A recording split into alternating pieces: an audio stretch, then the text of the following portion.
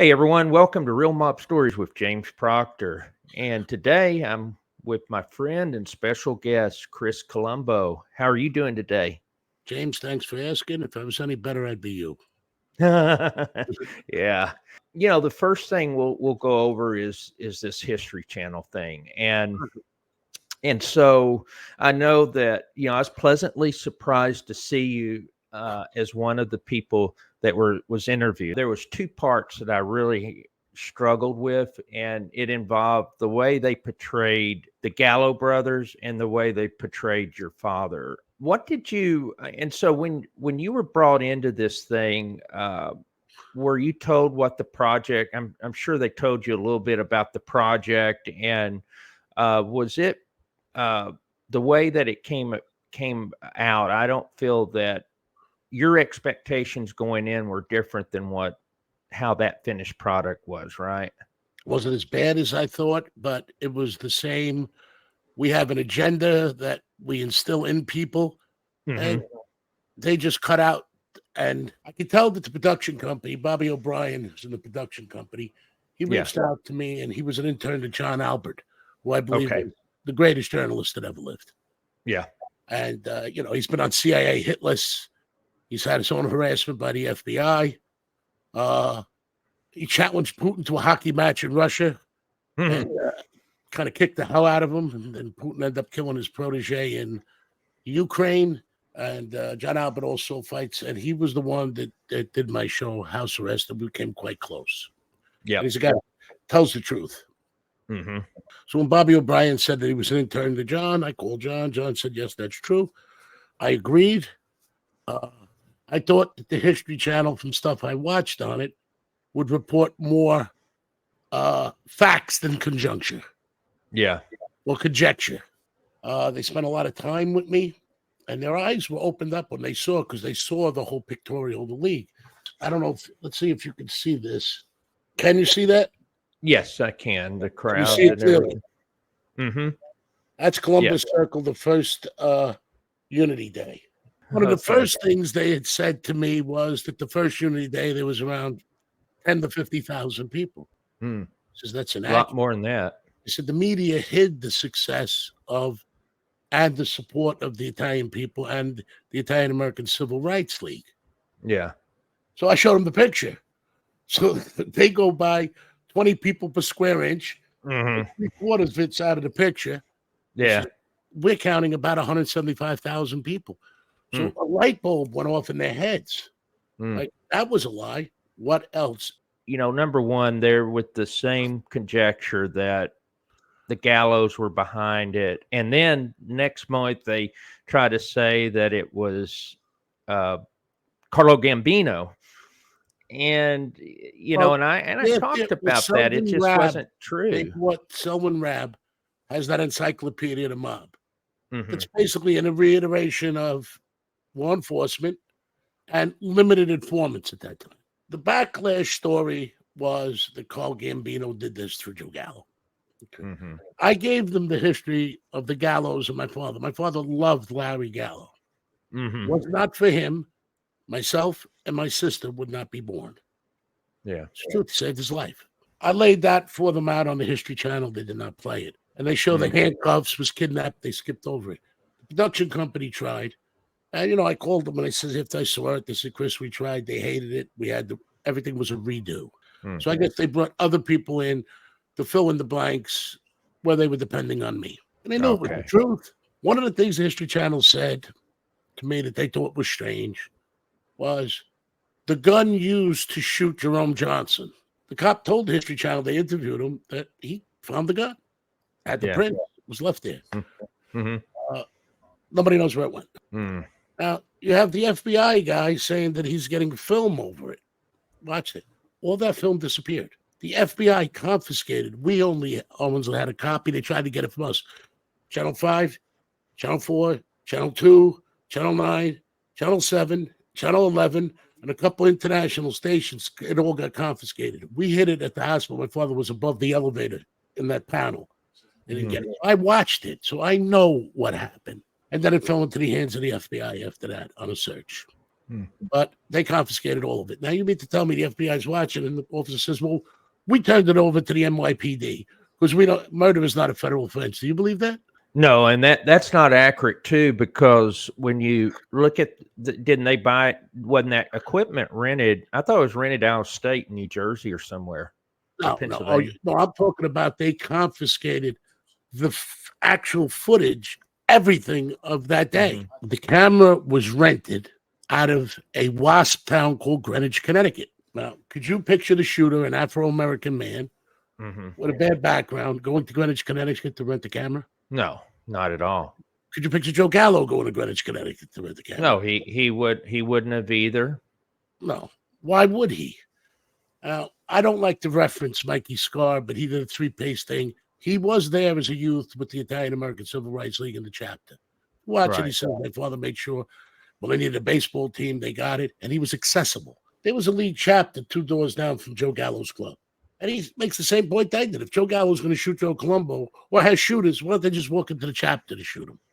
Well, and that's the whole point. And then the whole thing with when they talk about Carlo Gambino, why would he go to that type of extreme to have something so public? You know, to me, it just doesn't make sense. Let's take it to its barest essence. Let's use Selwyn Raab. Yeah. With this encyclopedia, who is the expert that they bought the rights to make this project. Now, they claim Carlo Gambino, he claims the story is he was boss of bosses, capo di tutti capo, allegedly, according to law enforcement and them. But prior to that, under the Lucky Luciano days, according to Selwyn Raab, there was now a board of directors. There was no capo capo. That went away, you know, and there hasn't been one that I know of. And then there's a vote. But let's take it even further than that. Okay? Go further than that. And the other thing is they showed for the first time there was an accomplice. We had the footage. We showed the pictures to them. Well, I think that's something that people need to understand. That's never been 30 shown years before. Law enforcement says there was no accomplice. But I showed the picture, and all of a sudden they said they know about it. That's pretty amazing. No, that's never been out there before, and you were able to share something very new. He had a government-certified press pass hanging around his neck, Jerome Johnson. He had a tight tank top, tight jeans. He had the camera that held like a gun. She opens the camera, hands him the gun, takes the camera. He rests his hand on Jerry Gennaro's shoulder. If Jerry goes like this, my father doesn't get shot. When he fired, my brother Joey tries to grab the bullets. Held it against himself with guilt his whole life. He couldn't stop it. Now, Joe Colombo knew he was getting shot that day and knew he was getting shot by the government. They told him. But do you think he was the kind of guy to run around saying the government's going to kill me? His last words to me, he stopped me from going to that rally. I watched it on TV. I was young. And he never came down. And I was sleeping with my nanny. He came down and gave me a kiss goodbye.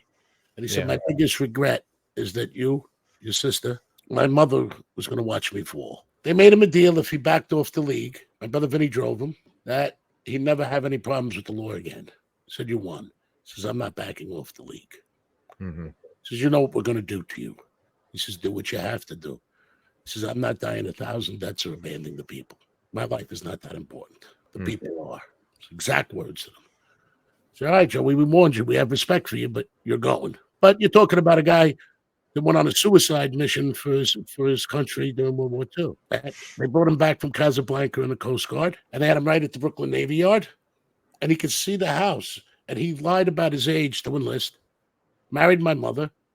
That night, the consummation of my brother Anthony that he never saw. When he came back, he volunteered for the suicide mission.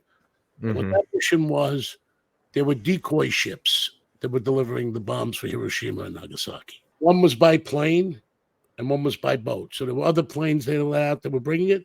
There were boats they were letting out bring it. The Indianapolis, USS Indianapolis delivered one of them. They got hit by a torpedo. No distress signal was called on the way back, and they sank. Most of those people were sacrificed. They started picking them up, but they never gave out a distress signal because they couldn't. It was, radio silence. So they leaked out that this ship, and my father was on one of the Coast Guard cutters. So he's looking at his house and he asked permission. Can I just go say goodbye to the son I never saw?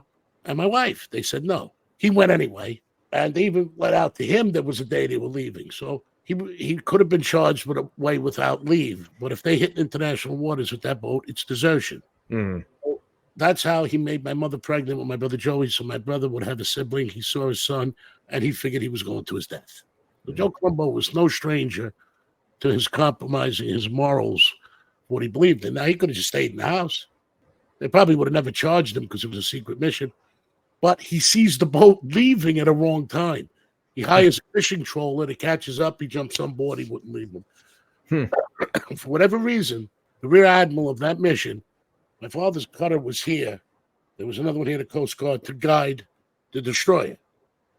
He made them change.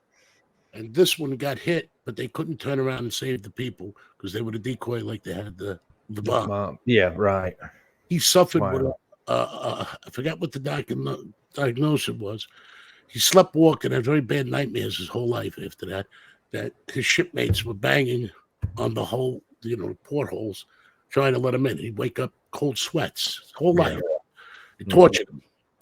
Then they put in the newspaper, this is why I dislike improper reporting of journalism, that he was discharged dishonorably. And I used to see him read the paper because he never said a word. He used to read the paper and he would go in his wallet. He carried it. And I have his wallet. I have the thing. It's all disheveled now. It was a miniature of his honorable discharge laminated. He would just look at it, never say a word. That's how loyal he was to his country and didn't want to take any credit. When it came out, as Tom Robbins, who did that article on me, wrote that he was dishonorably discharged and whatever, and I told the true story. Joey Capici wrote it, and I sent him a copy of his honorable discharge that he carried. He's very proud to serve his country. That's great. So that's one of the things that when they dislike you, they change history. You can call Joe Colombo anything you want, but he did risk his life for his country. Next question. Right. Yeah. So, what's interesting also regarding this. So, what I've noticed is whenever you have these type of events, I know there's a lot of chaos and everything, but it's very strange. How did the guy that actually was said that shot Jerome, how was he able to crawl through 19 cops and all that stuff and get away without anything happening? Well, what was in the chaos? It was easy to crawl under in them because they were handcuffing him. It's the getting away part that is the mystery. They were told to stand down. Yeah, how did he get away? I'll tell you the exact story.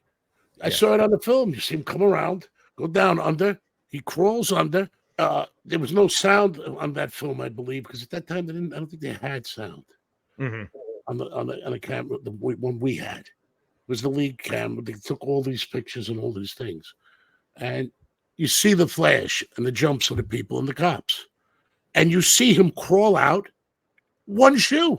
Now they denied that ever happened. They said a Colombo, whatever, and he's covered with Jerome Johnson's blood. He was on top of him, and he emptied the 38. It was one shot. He emptied it. Okay. Leaves the gun with his prints, leaves the shoe, crawls back out, gets up, brushes himself off, and walks to the hospital, stands by my father. We tell him, Chubby, get out of here. Go. No, I'm not going nowhere. Go.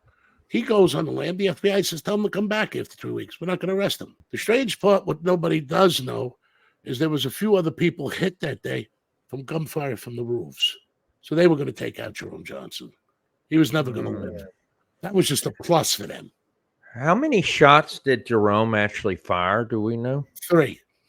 3 shots. And so what? So did all 3 shots hit your father? Absolutely. Yes. Back of the neck and the head. And how far away was he from your father, you think? If you stood people in front of him, like lined them up, maybe 6 people. Oh, okay. So it wasn't that far. So he was towards the front. He was towards the front. And then basically Jerry Gennaro was facing, it was in front of him facing. Yeah. My father walked by, turned like he would take a picture. When he was walking away, people were this way. He went on his shoulder. Oh, okay. Yeah. So he did that, and then the cops immediately grabbed his arm, wrestled the gun on his hand, brought him to the crowd. Chubby, there was a pile of them on him. Chubby comes around. At this point, there's shots being fired from the roof. That's why Yeah. they confiscated all the footage. So were there other people hit that day by the gunfire from the roof? One guy got hit in the leg Okay. with a Yeah. rifle. It was ricochets. Yeah. Because I had Yes. heard there was other people, and I was kind of wondering where those shots came from. So now it makes sense. Came from the roof. Roofs. And Yeah. High powered. and what do you think about this too? Is that whenever they had this on national television, have you noticed, like, and I want to get into JFK just a tad, and the reason for it is whenever the U.S. government is involved in something, and I'm talking about like counterintelligence arm of the FBI, not more of the No, black. not the FBI. The FBI is a very well-deserved organization. You can always tell who their operatives are by the tactics they use.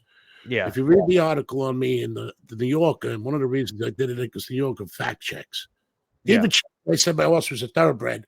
They didn't put it in because I didn't go down in 100-degree heat and take a picture of his tattoo. Right. But then they take the word of people, and he interviewed me for 3 days. All they were interested about was the fight and nonsense. Right? But in there's a link when I mentioned the COINTELPRO Division FBI was a secret organization started by A.J. Edgar Hoover to violently disrupt. And 2 professors broke in. They put them on trial for it and found whatever information they can. They couldn't carry everything complete. And one of the things they proved that they were involved in the demise of Martin Luther King, who I had the pleasure of sitting on his lap. And they had a guy next to him, supposedly one of his followers, convincing him to kill himself. Yeah. Came out. They got the files on it. So what does those words mean, violently disrupt?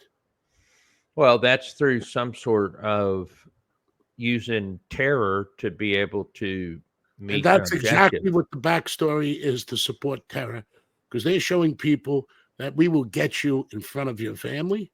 We will get you in front of. Now you got to remember, if Carlo Gambino didn't want, according to Selwyn Raab, did not want a public spectacle and bring heat, do you think killing Joe Colombo in front of Nelson Rockefeller, Mario Biaggi, Meade Esposito, Abe Beam, who else was there? Mayor Lindsay, Father Gigante, and thousands of women and children. That is showing ultimate power. Yeah, he wouldn't have done that. Right. And that's why the government, they did that with JFK. Selwyn Raab. Let's say Selwyn Raab is correct. The Carlo Gambino was capo di tutti capo. Now, when in his book, there is no more capo di tutti capo. There's a board of what he calls a commission. Yeah. His words. So they take a vote. Now, according to Selwyn Raab, where there is no capo di tutti capo, now it's convenient to have one. So they contradict themselves. 1. 2, they contradict themselves in the manner of saying that Carl didn't want a public thing bringing attention. A public assassination is not going to bring attention. Now, where did all this film go? Where'd it go? They took it. The feds took it. They took the film. And they inevitably got our copy, but not before we saw it in a while. Right. Yeah, I mean, and to me, let's finish. So now Carlo Gambino enlists Joe Gallo, which there is no conflict between my father and the Gallos. Right. 0. The full story was because of the alleged problem they had prior, but that was not with my father. Follow? Yeah. Okay. So let's say Carlo Gambino didn't have anybody to kill Joe Colombo. Okay. Then how could it be capo di tutti capo? Now, the relationship between Joe Colombo and Carlo Gambino was significant. My father looked to him as a father figure, and they're very close. He baptized me and my sister. That's a fact. Okay. Moving forward about Carlo Gambino. If he is everything they said it to be, why would he need Joe Gallo? Now, if he is everything they say he'd be, and he chooses Joe Gallo, what did Joe Gallo get for it? Yeah. Now, what did he get? Nothing. He didn't get anything. He died. Yeah, exactly. 11 months later. Now, according to Selwyn Raab, in his encyclopedia of the mob, there was no structure changed on who was number 2 and number 3. It's a move up. So now Capo Ducuti Capo and all his power, nobody could talk against or deny his words. He enlists Joe Gallo to get a black man with a black woman that they deny until I showed the film to say they did it. No, that was my film. And I have a bigger one also, but I didn't want to part with that at this point. Now, and nobody, and they said, well, and it says here, I said, why did you go investigate the co-conspirator? She was there. That was his handler. Mm-hmm. Now, moving forward, Carlo Gambino now allows Joe Gallo to get killed for doing his bidding. So is he competent? Isn't he? I don't think he had anything to do with it. Joe Colombo took a bullet in the arm when they tried to assassinate Carlo Gambino. He would have been dead. He rushed the shooter. That's fact. We know it. Sort of bandages. That's a true story. Now, Carlo Gambino owed him his life. One. The reason Carlo Gambino didn't get deported was because the league and my father's political, they would illegally deport him. Mm-hmm. He owed that to the league. Do you think he was going to do that? Now, they make it like Carlo Gambino's over here, Joe Colombo's over here, this guy's over there. They saw each other on a regular basis. They went to each other's homes. They met to have dinner. If Carl wanted to kill my father, he calls him to a meeting. My father disappears. If he's capable of that, I don't know what Carl's capable. I know him as a nice old man. Mm-hmm. Right? Commanded a lot of respect, but he was very successful in business. Their thing in that era was not illegal enterprises. And if they were, it was gambling. Who gave it? Who cared? Yeah, exactly.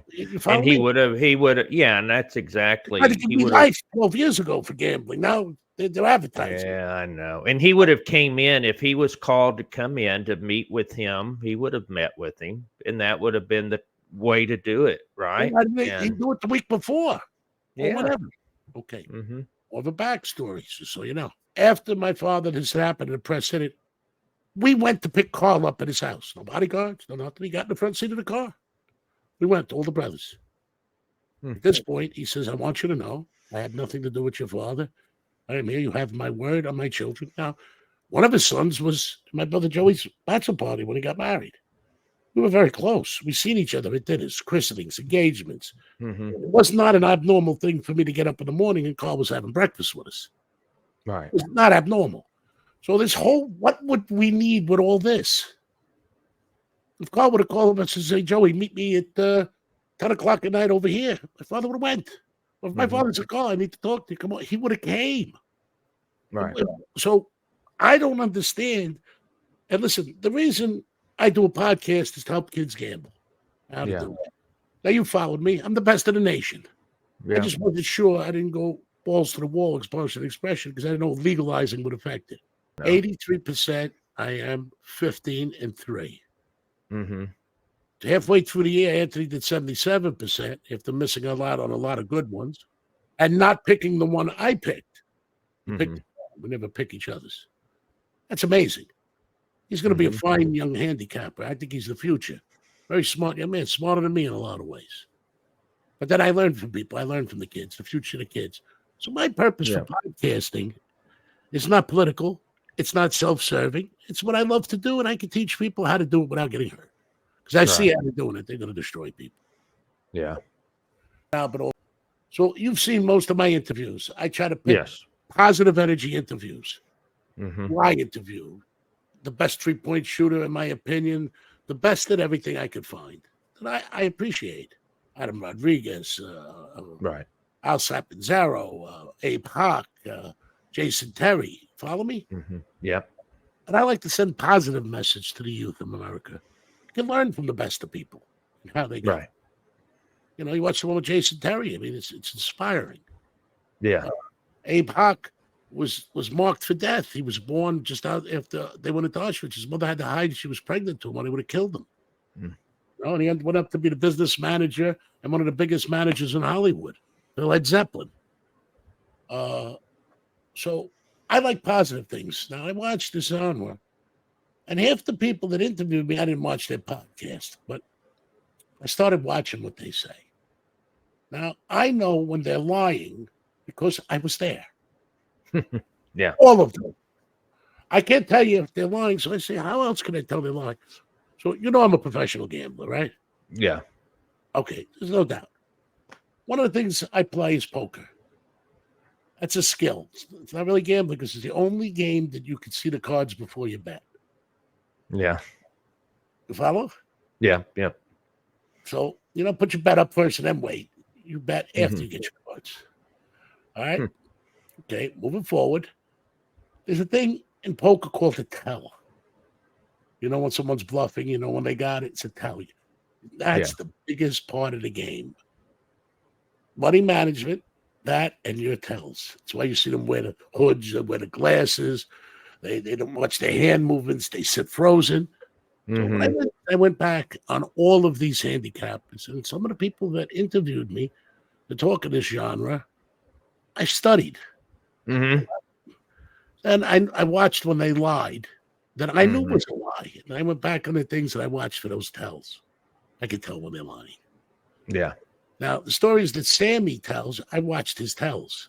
I know when he lies all the time. Well, I'm damn close and better than 83%. Yeah. What I know how to do. Now, capping, I break things down very simple. I don't get the hoopla, the music, this guy, Mahomes, Brady, because it's based on the points. Yeah. You know what I mean? I didn't know if it was going to work because now the points became preeminent, where before you just picked the winner. Rooted for. Yeah. Right. Yeah. You know, speaking of that, you know, what some of the other people are saying, what was we have Sonny Franzese, right? I know Michael's been saying that he was the underboss for your father, and inaccurate according to Selwyn Raab, law enforcement, or anybody I know. But it suited the purpose at the time. Yeah. You know, I love Michael. I mean, Yeah. as a kid, my family loved him. There's no doubt. Yeah. My father lives. He's probably a doctor. Follow me? Yeah. Do I need to repeat that? No. Michael was always smart, but I think Michael is, caught up in whatever. The Yeah. only thing I can't figure out about Michael, I consider myself a soldier of God. I met him twice. I know what he's about. It's true. Yeah, and you know I have a terminal disease. Right. You know. Yeah. Some days I get a little emotional, like the Sammy thing. I get the brain locked from the line. Sometimes I have to slow down to things. But long story short, no, that is complete falsehood. But do I think he's trying to hurt anybody? No, I think he's just trying to glorify. Yeah. I'm going to say this. I knew Sonny pretty good. Very good. I believe he was there when I was born. I won't say he was because I was too young to know, but people. Right. Okay. And if there was a picture of stand up in the dictionary, it would be Sonny Franzese. He was definitely not guilty, and he took them 50 years. I think he did something like 40 on whatever. And my father was trying to get him out. Yeah. And Michael, says, I was there because of that. Well, it's Michael. I mean, some people were there because they believe the Italian people. Some people were kids. He was there to get his father. Okay. I think it's a selfish statement, but if that's what you were there for. And my father was trying because it was an injustice. Right. He was not the underboss that I or anybody I ever heard of. Okay. I missed Sonny in jail when I violated on my case. I did it on purpose because I didn't want to do any more halfway house time. And that was, I believe, 2009, 2008, 2010. I'm not sure. It's a blur. Yeah. To be exact. I could look it up and give it to you because I Yeah. Right. And his roommate was Frank Campagnoni. I missed him by a day. I would have liked to see Sonny, but I'm glad he got out of there earlier. Right. He did enough time. And at that time, on his case, that case, he was purported to be the underboss. So maybe Michael got confused. Yeah. Right. And I remember reading that. Yeah, they were talking about it. And at that time, Sonny was like in his 90s. He was 93 years old, something like that, It was really up there. I think 103. It takes the vinegar that I take, but that's what helps me with the lime. But I used the 4 thieves and I modified it. So okay. Yeah. Vinegar, that was his key. And that's one of the conversations we had. I got married. Sonny sent his son John with his mom Tina to my wedding. Sent me a gift, and I had seen him And when I was on trial, he went by and seen a friend of mine every morning to tell him, make sure he wishes me luck at trial. Every day. Didn't miss a day. No, that's really nice, Yes, I like Sonny very, very much.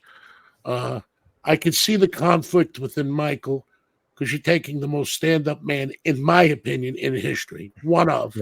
Right. Yeah, forget about all the nonsense, character-wise. Right. What he believed in. Now, whether you agree with his beliefs or you don't, he took the heat, he took the fire. He did. And he's a man's man. And Michael's approach would be less than what Sonny's was. Right. So I can see the whatever and the conflict, desire. Whatever. I'm not even sure Michael was a captain. Right. Government Yeah, right. And I know that he did. I know when I interviewed him, I know he didn't have a crew under him. He had some associates, but I'm talking about what they considered quote unquote soldiers. I think he was but in some ways that was self-serving for like Carmine Persico, in my opinion. If that is true, we don't know. Yeah, right. I don't like to speculate anything I don't know. I knew Carmine Persico well. No doubt. No doubt. You follow me? Yeah. As much as you can know Carmine because he was in jail an awful lot. Yeah, he was in jail an awful lot. Yeah. And, at my age group. Follow me? Right. Yeah. But I mean, it's his sons. I know his daughter. I know his brother. I know his nieces, his nephews. I just met some of his great nephews in a convention. He gave me 2 donkeys for a gift. The lead he was a gift from Carl. Oh yeah, right. I remember you.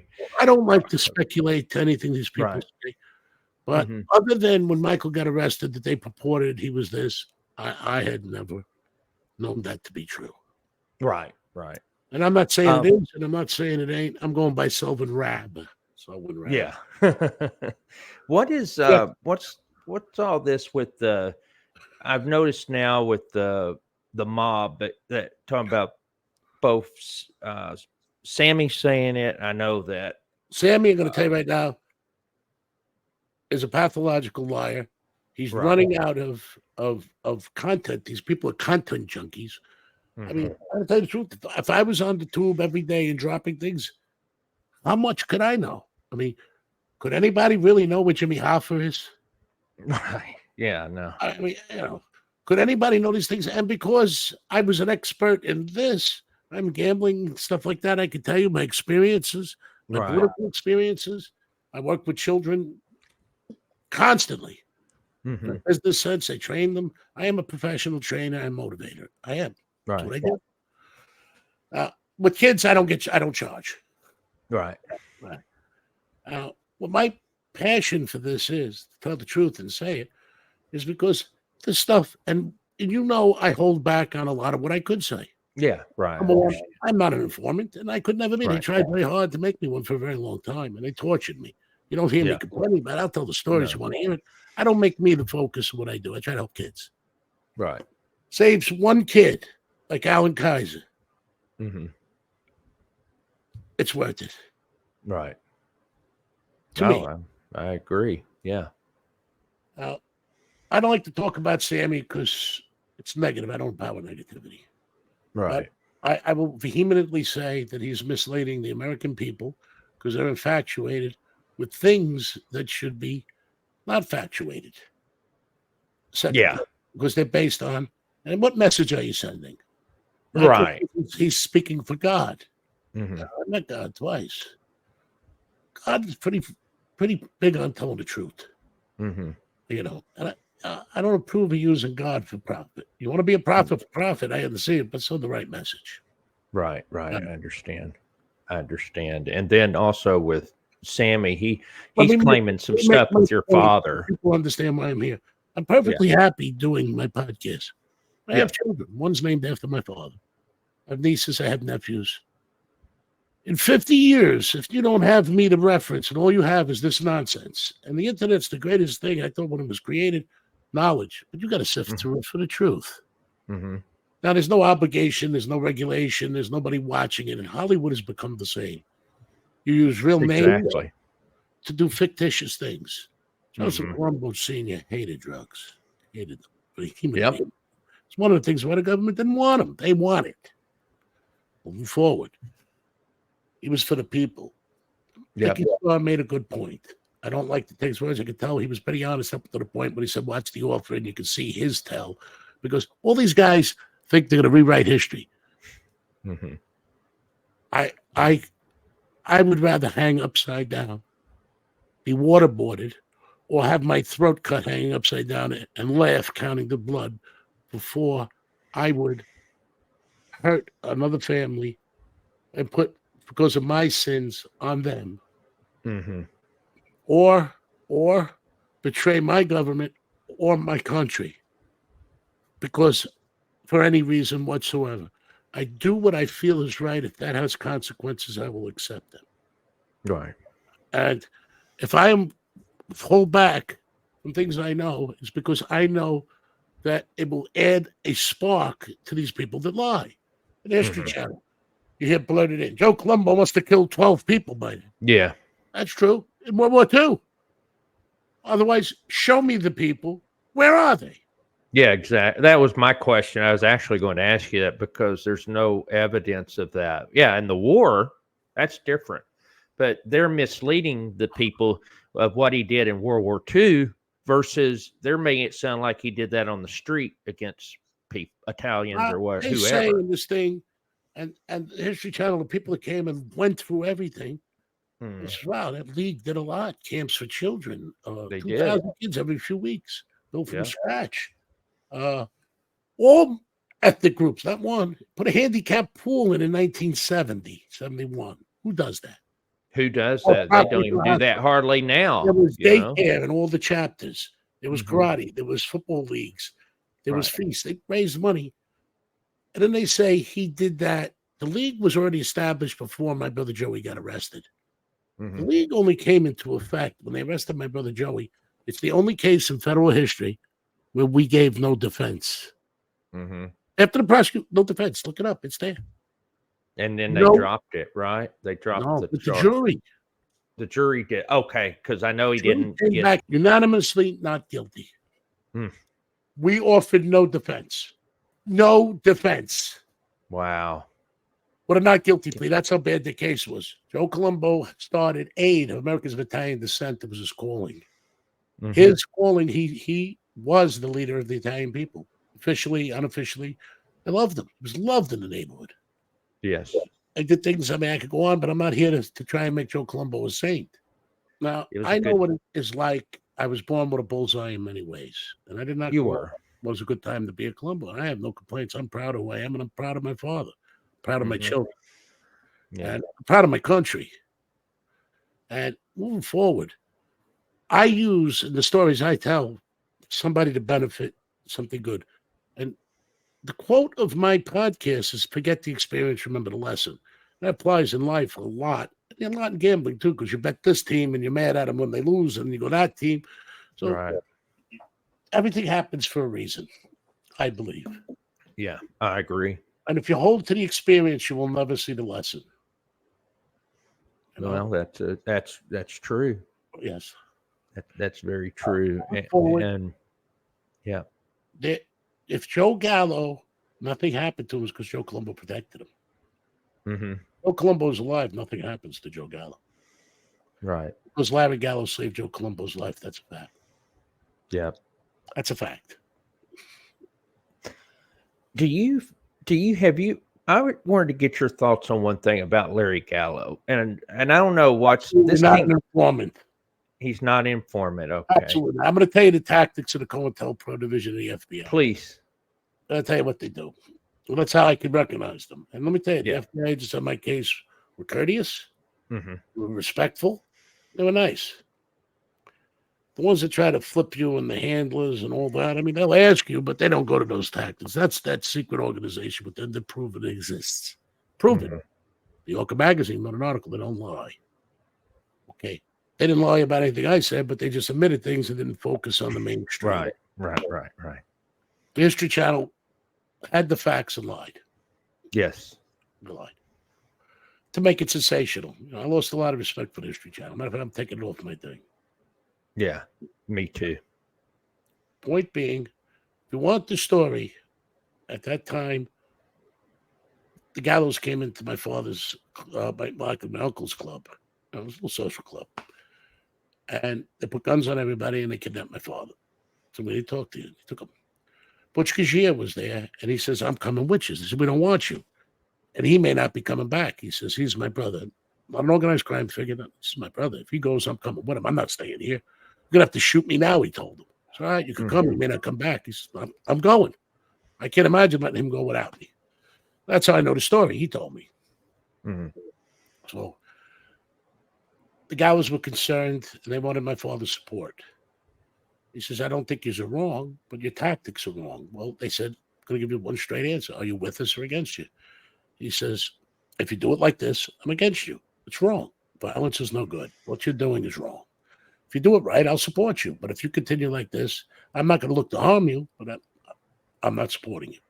Joe Jelly went to shoot him in the head. Larry Gallo said he spoke like a man.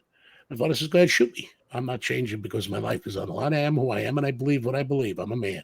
Larry Gallo says he absolutely said he's not looking to bother us. He agrees that there's wrong things happening, but he says he doesn't approve of our tactics. Let him go. He owed Joe Gallo his life for that because he owed it to Larry Gallo. The question you're going to ask me, is Larry Gallo an informant? Absolutely not. What are the tactics? They had a subpoena for me, and I was in pretty bad shape at the line. I needed or just had double hip replacement. I either had or needed the 5 eye surgeries. I have a lot of cameras here, and I had custody of my children. My case caused me to go through a bad divorce, and I semi-retired, so to speak, to take care of my children. They were young. Right. So I have these headsets because I have sleep apnea from the line. So I have like 5 of them. So when they ring in and you could hear, and the phone says who's calling and you can hear the messages. So I put 5 of them around my bed. And in my armoire, there's 24 cameras, slave monitor, PTZs, all kinds of nonsense. Yeah. So I hear Chris Colombo, FBI, Chris Colombo, FBI, Chris Colombo, FBI. And I just punch the pillow and say, I should have got a better night's sleep. I'm getting paranoid. So then I kept going. So I look up, and I look at the cameras. I say, holy shit, it's the FBI. It's all right. So I answer the door. I says, what can I do for you guys? He says, you're going to jail for the rest of your life for murder and conspiracy to commit murder. I said, that's up to you. That's up to the judge. I says, that's not up to you. It's up to the judge. I said, what's the charge? He said, you're going to jail for the rest of your life. What's the charge? It's murder and conspiracy to commit. I said, that's up to the judge and the jury, not you. And I'm going to trial. So he says, okay. He says, all right, let me come in. Then he sat down in my kitchen and started asking questions. So one of the questions they asked me, so I would not answer. So they said, do you know this? Do you know that? These questions by the gentleman, that's what they were here for, to get me to inform or flip on this gentleman, and they would offer me the world. I could be Whitey Bulger Part 2, they told me. Yeah, right. I answered to them as I says, you want me to do something? It says, would you have any of these people at your house for Thanksgiving and you want me to be one of them? So we would not, but we'd have you for your house. I said, I wouldn't come. No disrespect. I'm sure you got a lovely family. It's not my place. I says, now they start asking me questions and I don't answer. Now they say, we know that you know. Now, if I don't answer that this happened, they write down it's a yes. So immediately I says, listen, right now, I do not know that. I do not know anything you're assuming. I do not want to answer. I call my lawyer, Jeremy Schneider, and he says he's invoking his right. He tried to tell you, do not ask him another question. I don't want to see a 302 because I told him what he was doing. Jeremy, trying to get me by not saying anything. It's gross. I don't believe Larry Gallo said that. I think they told him, we know you know there's this and you're in trouble with that and this and that. And they write it down. It was all basic stuff. It wasn't even, it was nothing. It was weird. Why would he have just one time given that? I mean, we know how people like like Scarpa, Greg Scarpa, we know how real informants, how they have page after page after page. And then you have this one thing. Larry it just Gallo didn't make any sense to me. Following of people, he was respected and loved. He was. Yes. And he was the leader of that, of those.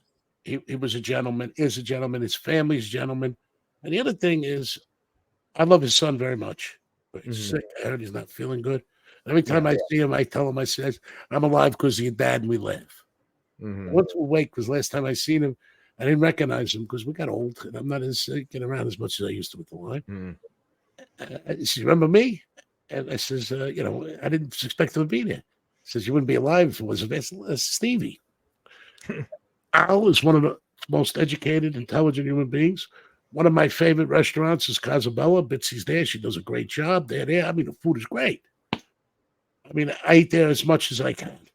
Mm-hmm. As a matter of fact, for the feast, I'm going and I'm going to be there. Before, during, and after, my father had no problem. I have no problem. Carl's children, Carl's grandchildren, Carl's granddaughter. I mean, Joe's brother, Joe's nephew, Joe's son-in-law, Gallo. I mean, do you really think if they killed my father, I'd be hanging out with them? And do you really think if this happened that we wouldn't retaliate? If somebody in my realm around me killed my father or shot my father and caused him to serve that 7 years, I would gladly do life imprisonment or get the leave. Joe Gallo did not have an army of black people. And now Carlo Gambino is going to say, all right, Joe, bring this army of black people because Joe broke the law of amorte, whatever the hell they say, by being too public. But you can bring an army of black people in. It's as stupid as anybody says that the Italians killed Kennedy. Yeah, right, exactly. That is the most ridiculous. Let me tell you something.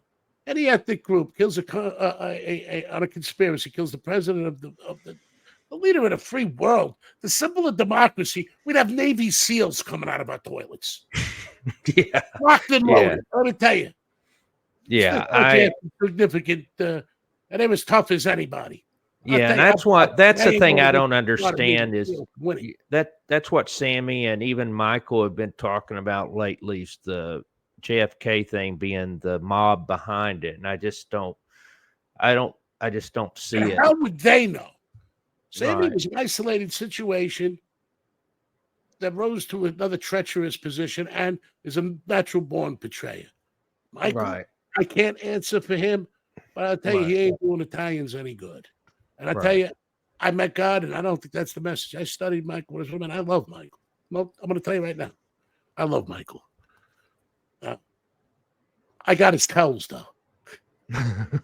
Yeah. Remember Sammy says, was a made guy, and he was there, and he said, he's bringing that from the streets to justify him because they're never wrong. He's lying. I don't want to give him Michael's tell. I'll ruin his show. Yeah. No, I understand it's not that. My intent. But the COINTELPRO division of the FBI shot John F. Kennedy. Yeah. The Constitution goes out the window. You're talking about the leader of the free world being assassinated. They come and get you. I don't care if there's any snuff or whatever. That was their backstory, and Carlo Gambino was the backstory for my father. Yeah. Nobody is killing the most popular president that we've had ever in public. And how did they get the caravan to slow down, have his top down, change direction, triangular fire? Lee Harvey Oswald had a gun that couldn't kill anybody. In Italian, there's a phrase for it, the gun of peace and love. I mean, if you want to watch the Kennedy assassination, watch a movie called Executive Action. It lays it out. And then they kill his brother. And then they kill Martin Luther King. I mean, and that's the thing that I don't understand. If they were going to go after anyone, it would have been Robert Kennedy, because he was the one that was so-called doing these hearings and stuff on organized crime. Why is it John F. Kennedy had nothing to do with any of that I know of, right? Don't make any sense. Yeah, it doesn't make sense to me. And then, but it's public, like with Martin Luther King, same but it's thing. Their purpose. I'm Sammy, alleged underboss. Sammy, alleged stool pigeon. I'm Michael. I'm capo regime. I know everything. Yeah, I watched the whole one. He says with Fat Tony had 5 guys, needed Michael to give him a job. And then he's going to make $1,000 a week. Fat Tony was probably one of the richest people I ever met. I was in his company a lot of times. He had an apartment. The closet was filled with money. We wanted to go out, go grab a shoebox, he'd say. And the doors were unlocked. Oh, my God. He needed $1,000 a week from him. All right. And his influence in unions and stuff was pretty significant. He needed Michael to go get 5 guys a job. Tell Michael to get the 5 guys a job? Maybe. And I want to know how much of that went to the people. Michael says all the time, we. Who's we? Who's we? Yeah. We is not me. I would never insult the American people or the Italian people or anything to do with Italian people by saying they killed the president of this fine country. I love our country. My father loved our country. Do I like everything in it? No. That's why you protest. Right. Why they used the black man is he made a triumphant between Makahani with the Jews, the Soviet Jews. I showed him all the pictures he raised money from, Biafra, and the black. If you know anything about Italian history, we're a low man on the totem pole, always were. The other thing the History Channel says that my father formed the League to save my brother. The League was formed before that. And what about in the late 50s when he started American of Italian descent? Right. Exactly. Right. And then I showed them all the everything, brochures, but it fell to the politicians and the people got none of the money. There was nobody there for us. We didn't have an Italian chief of police. We didn't have an Italian mayor. We didn't have an Italian Congress. We had nothing. And one of the things the League did and was formed to was the Italians weren't getting the low-income housing. We weren't getting the things that were given because we don't stand together. Never did. That was the first time. That's why he said we are one. We're united. Secondly, there was a disagreement over the League. My father, Carl supported it the first year, but it behooved him. He didn't get deported. So, Carl, like, everything he did for a profit. And my father said, no, this is for the people and nobody. And if there was this board of directors, which I'm not saying there is, there was, I believe their ruling would have been and was, you didn't have to back the League, but you couldn't go against it. No, you're right. And what about Dr. Sinatra was a big advocate of and was someone that was going to be Carl. Well, my father never related to Carl. That's another thing. Carl had no motive because it was his cousin. My father was tired. He brought it as far as he could. Yeah. Looking for self-gain. He thought it was solid, it was together, and that it was for the people. And Sinatra was supposed to come in and take it further, Dr. Sinatra. Right. So what would be the use of, there again, is not taking a that? reason. Yeah. Not a reason. Yeah. You're an educator. I saw your resume, right? Mm-hmm. You showed me a resume. You have what, 2 bachelors and a master's? Yes. Is that correct? Yes, I do. From pretty good schools too, right? Mm-hmm. And your life experiences and the way you speak, this is why I talk with you, really intelligent. Thank you. Let's reverse this. What's your take? My take is that it's just not true, though, what they're saying. I mean, it's just, to me, that what we've got is a problem where sensationalism is more important than the truth when it comes to history.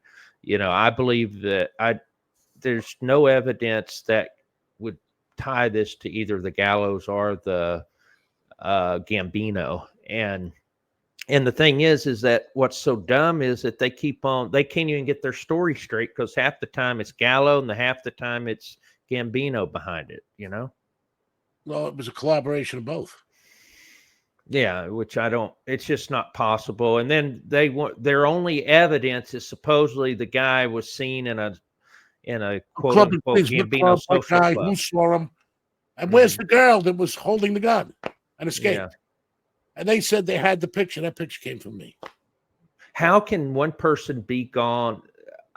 That's just not possible. Anyone that's on with the photos. The chief of detectives of homicide, right after Joe Gallo got a promotion and ended the investigation. Now, wouldn't the killing of Joe Gallo, may rest in peace, be a stir-up for an investigation? Yeah, it would have been. And so I mean, none of that makes any sense. But that's let's say I don't have a good relationship with the Gallos, and I don't say this. In 20 years, 30 years, my great grandchildren meet with one of theirs, and something is said, and one of them harms each other. When is the responsibility? And I blame the way these young kids, after Goodfellas and The Godfather, everybody emulated it, started talking and using their lines. I saw it. After Goodfellas and Sopranos, everybody thought they were a gangster. And they used those tactics. I believe that if anything is destroying the youth, it's the way it's portrayed and glorified. Exactly. Now, you have the Irishman who said he killed Joe Gallo. He killed Jimmy Hoffa. But he probably told Michael. Yeah. Yeah. It's just crazy to me. I mean, but I appreciate you giving me your thoughts on this. I mean, I just was disappointed in how father was portrayed. Especially, I felt they cut your contribution to show out the offer, considerably. already, no doubt, my father helped him make The Godfather, casted it. It was like that already.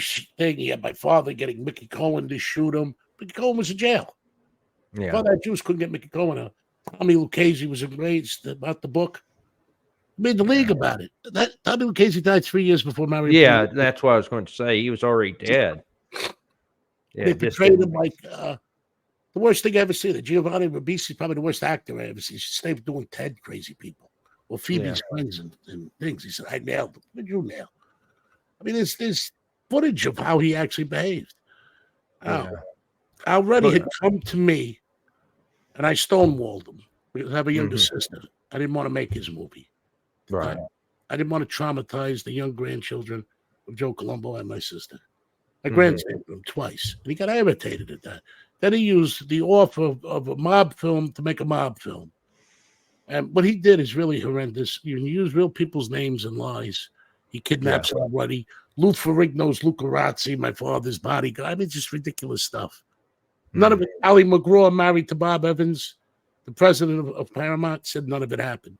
Peter Bart was the vice president of Paramount during this thing. He writes a column, says Already's out of his mind. Now, early on, you might cover McElhaney, right? Yeah. They reach out for him. They want me to play my father originally, the casting director in the offer. I read the script. There's absolutely not. But even prior to that, when I heard Already was making it, I sent him an email stating, True Neil Diamond's son-in-law, stating that I will assist the film for no money if you tell the truth. He comes back. He says, no, Paramount has it. I'm surprised David Bart, which I know David, I met him. I like him a lot. Brilliant man. President of Paramount and all that. I'm surprised he greenlighted this show. And out of that, the producer of the show, a woman, wants to have dinner with me after she does this. I don't know what planet she's on. She looks like, what's she called? Greta Gulch from The Wicked Witch of Oz. I pictured it. Oh, gosh. Show it was her. It's her. But moving forward, you have people stating in ridiculous facts about Joe Colombo. The people of the History Channel, I never heard of those people. How could they know anything? I know. Now, I'm going to repeat this for the umpteenth time.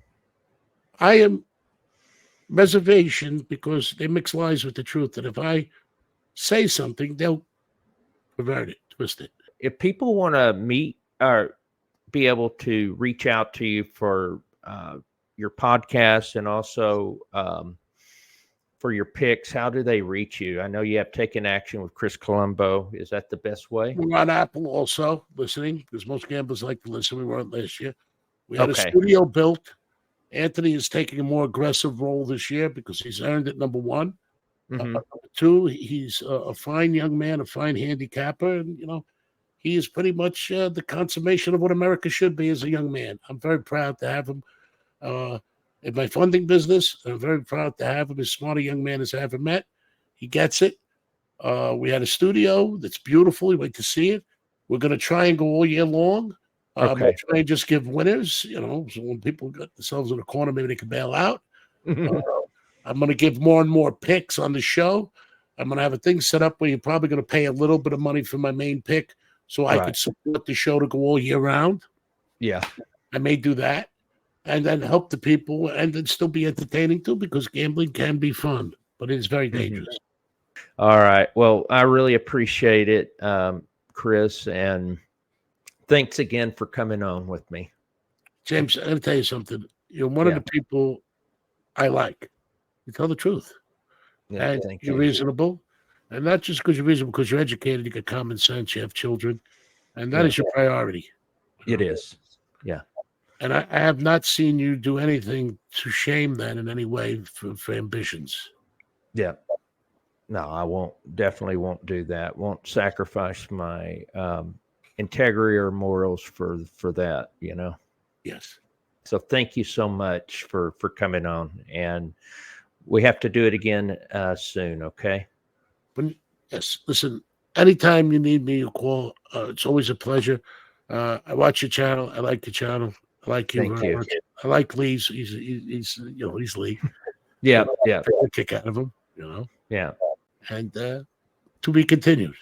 Yep, to be continued. All right. Thank you. You're welcome.